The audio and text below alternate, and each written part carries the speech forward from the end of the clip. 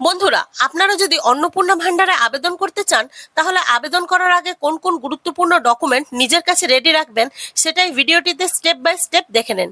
না হলে form fill up করার সময় অনেক সমস্যায় পড়তে পারেন। তাই ভিডিওটি শেষ পর্যন্ত অবশ্যই দেখুন। এর জন্য আপনি প্রথমে দেবেন আপনার নাম এবং নামের উপযুক্ত নথিপত্র, অর্থাৎ নাম যেন আপনার আধার কার্ডের সঙ্গে মিল থাকে। তারপর আপনি দেবেন আপনার জন্ম তারিখ, তারপর রেডি রাখবেন আপনার আধার কার্ড নাম্বার, ব্যাংকের অ্যাকাউন্ট নাম্বার এবং সেই ব্যাংকেরই IFSC number, voter card number, বিধানসভা এবং তার অংশ নাম্বার। আপনার রেশন কার্ড দিয়েও কিন্তু এক্ষেত্রে রেডি রাখতে হবে। যদি আপনার কোনো স্বাস্থ্য বীমা থাকে তাহলে স্বাস্থ্য বীমার উপযুক্ত কাগজপত্র সঙ্গে রাখবেন। প্যান কার্ড নাম্বার, অর্থাৎ এর ক্ষেত্রে প্যান কার্ড কিন্তু আপনার লাগবে। যারা পেনশনভোগী সদস্য তারা পেনশনের নাম্বার এবং পেনশন স্লিপ সাথে রাখবেন।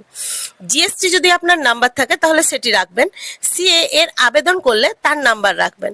যদি আপনি সরকারি ক্রেডিট কার্ড ইউজ করেন তাহলে তার নাম্বার সাথে রাখবেন। অন্য কোনো সরকারি প্রকল্পের টাকা যদি আপনি পান তাহলে সেই প্রকল্পের নম্বর এবং সেই প্রকল্পের উপযুক্ত নথিপত্র সাথে রাখতে হবে।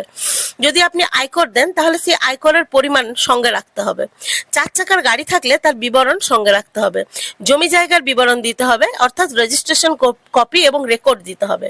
পরিবার প্রধানের আধার লিঙ্কড মোবাইল নাম্বার দিতে হবে এবং সর্বশেষে কাস্ট সার্টিফিকেট দিতে হবে। এবং এক্ষেত্রে আরেকটি জিনিসও খুব গুরুত্বপূর্ণ, আপনার ডিবিডি লিঙ্ক ব্যাংক অ্যাকাউন্ট নাম্বারটি অবশ্যই সাথে রাখবেন। ভালো লাগলে শেয়ার করুন।